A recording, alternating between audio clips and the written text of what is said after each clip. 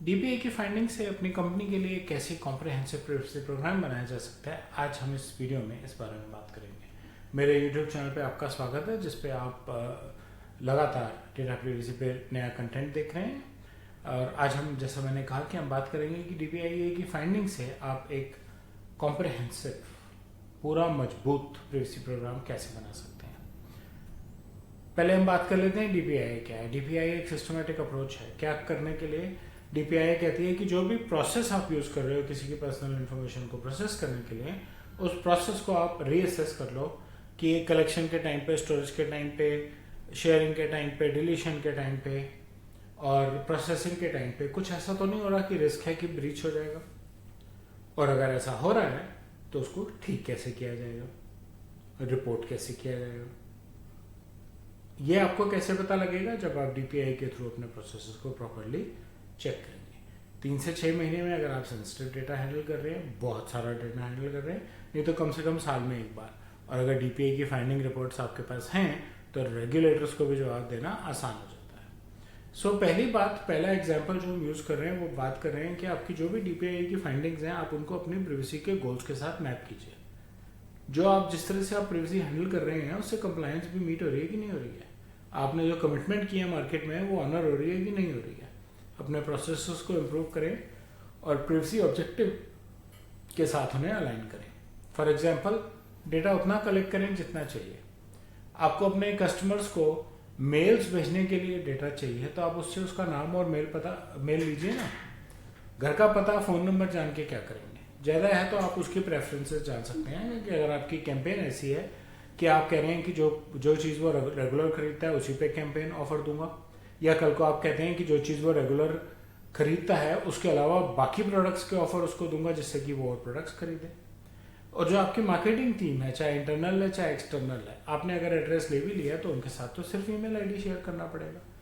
जब आगे सेल्स और उस पर आएगा तब एड्रेस चाहिए होगा, तब जब आपके ईमेल पे फॉर्म बना हुआ कस्टमर डाल देगा अपना फ़ोन नंबर और एड्रेस। बिना बात पे ना कलेक्ट कीजिए, ना स्टोर कीजिए, ना ये रिस्क रखिए कि उसका एड्रेस किसी ने अगर चोरी कर लिया तो उसको दिक्कत आ सकती है। डेटा रिटेंशन रिक्वायरमेंट भी डिफाइन करके रखिए कि डेटा आप रिटेन कितने टाइम के लिए करेंगे। अपने रिसोर्सेज को ऑप्टिमाइज कीजिए और ब्रीच के रिस्क के चांसेस को मिनिमाइज कीजिए। रिस्क को एक्शनेबल पॉलिसीज में बनाइए। ये नहीं कि नोट कर लिया, कागज बना लिया, काम खत्म हो गया। थ्योरेटिकल फाइंडिंग्स को इंटीग्रेट कीजिए और उनसे एक्शन प्लान बनाइए कि आप अपने ऑर्गेनाइजेशन में क्या करेंगे। क्या आप अपने डेटा को इंक्रिप्ट करेंगे या कोई और प्राइवेसी इन्वेस्टमेंट टेक्नोलॉजी यूज़ करेंगे? कहीं ऐसा तो नहीं कि आपका डेटा आपके दफ्तर में कोई भी देख लेता है, आपने एक रोल बेस्ड एक्सेस ही नहीं इम्प्लीमेंट किया हुआ। अपने इंसिडेंट मैनेजमेंट प्रोसेस को भी फाइन ट्यून कीजिए, वो भी ज़रूरी है। अपने प्राइवेसी मैनेजमेंट को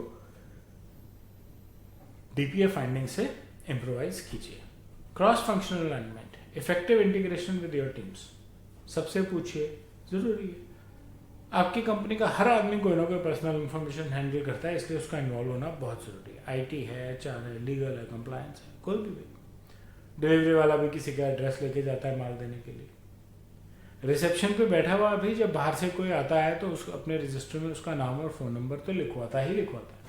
सो आपकी कंपनी का हर आदमी आने जाने वाले के लिए, आपकी कंपनी को टच करने वाले की पर्सनल इन्फॉर्मेशन को हैंडल करता है, इसलिए आपको उन सबके साथ बैठ के काम करना जरूरी है। क्रॉस फंक्शनल टास्क फोर्स बनाइए अपनी प्राइवेसी टीम में से ही, जो देखे कि क्या फंक्शंस इंडिविजुअली और जब आपस में डेटा शेयर कर रहे हैं तो क्या वो ठीक से आपस में काम कर रहे हैं। डीपीआई के रिकमेंडेशंस को इम्प्लीमेंट कीजिए और ओनरशिप असाइन कीजिए। लोगों को जिम्मेवार बनाइए, लोगों टीम के साथ कोलैबोरेट कीजिए जिससे कि एक इफेक्टिव प्राइवेसी प्रोग्राम बन सके। कॉन्टिन्यूस इंप्रूवमेंट कीजिए। प्राइवेसी वन टाइम एक्टिविटी नहीं है, आपको बार बार चीज़ें ठीक करनी पड़ेंगी। अपने प्रोसेसेस को ठीक करना पड़ेगा। ठीक कैसे करेंगे? जब मॉनिटर करेंगे तो ठीक करेंगे ना। क्या आपकी टीम इफेक्टिवली यूज़ कर पा रही है, क्या आपकी टीम इफेक्टिवली काम कर पा रही है, मॉनिटर तो करना पड़ेगा, है ना। डीपीआई फाइंडिंग्स को बेसलाइन बनाइए, पीरियोडिक एक स्ट्रक्चर रिव्यू मैकेनिज्म बनाइए कि हम इतने टाइम पे इनको रिव्यू करेंगे। प्राइवेसी मैट्रिसेस बना लीजिए और देखिए यार 3-6 महीने में कि उनमें कुछ इंप्रूवमेंट हो रही कि नहीं हो रही। डैशबोर्ड बनाइए ना। एक लूप बैक फीडबैक मैकेनिज्म ऐसा बनाइए अपनी कंपनी में कि आपको फीडबैक मिले, इंटरनल भी और एक्सटर्नल भी, और मॉनिटरिंग मैकेनिज्म जैसे टूल्स, लॉग्स वगैरह को हैंडी रखिए। अकाउंटेबिलिटी दिखाइए। आपके रेगुलेटर को आपसे बातें नहीं करनी, उसको सबूत चाहिए कि आप कंप्लायंट हैं।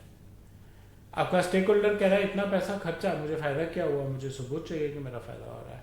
आपके डेटा प्रिंसिपल्स कह रहे हैं इतना प्रोडक्ट आपसे खरीदते हैं, आपके यहाँ से डेटा चोरी हो जाएगा, सिक्योरिटी क्या है, उसको सबूत दीजिए कि सिक्योरिटी क्या है।